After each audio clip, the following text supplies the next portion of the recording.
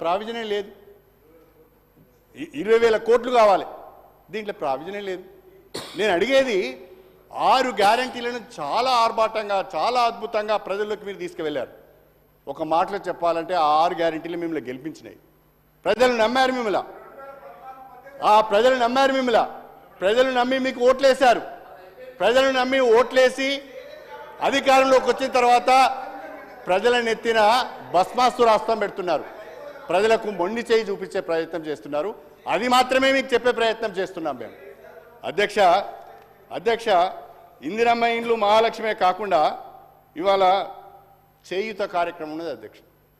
నాకు తెలిసి subject to correction 44 లక్షల మందికి మనం ఆసరా పెన్షన్లు ఇస్తున్నాం. దాన్ని పేరు మార్చిలు చేయూత పెట్టారు, ఏమీ అభ్యంతరం లేదు. 44 లక్షల మందికి ఆసరా పెన్షన్లు ఇచ్చేటప్పుడు సాలీనా దాదాపుగా 12,000 కోట్ల రూపాయలు ఖర్చు అవుతున్నారు.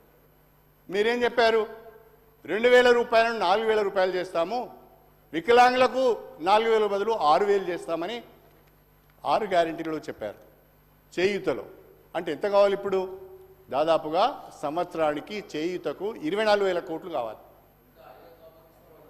24,000 కోట్లు కావాలి. భార్యకు భర్తకు కూడా ఇస్తా అన్నారు, ఇంట్లో ఇద్దరికి ఇస్తా అన్నారు. అంటే 30,000 కోట్లకు పోతుంది. అంటే ఇవన్నీ లెక్కలు చేసి హామీలు ఇచ్చారా? లెక్కలు చేయకుండానే, చూసుకోకుండానే, వనరులు ఏంటో తెలుసుకోకుండానే ఏమన్నా కానీ ముందుగానైతే హామీలు ఇద్దాం, అధికారంలోకి వద్దామనే ఆలోచనతో ఇచ్చారా?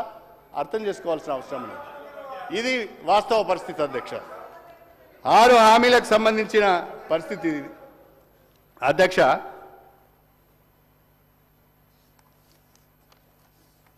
ఇండస్ట్రీ ఐటీ గురించి చెప్పారు.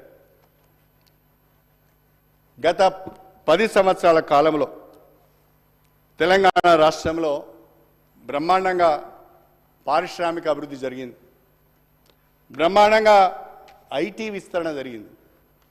ఇది కాదనలేని సత్యం ఇది. మీరు గణాంకాలు చూసుకున్నా ఫైనాన్స్ డిపార్ట్మెంట్ నుంచి, ఇండస్ట్రీ డిపార్ట్మెంట్ నుంచి వివరాలు సేకరించిన అదే విధంగా ఉంటుంది అధ్యక్ష. ఒక్కసారి 2014-15 నుంచి 2022-23 వరకు మన రాష్ట్రంలో టీఎస్ ఐపాస్ ద్వారా 22,722 యూనిట్లకు అప్రూవల్ ఇచ్చినాం. 2,60,60,000 కోట్ల రూపాయల పెట్టుబడులు వచ్చాయి.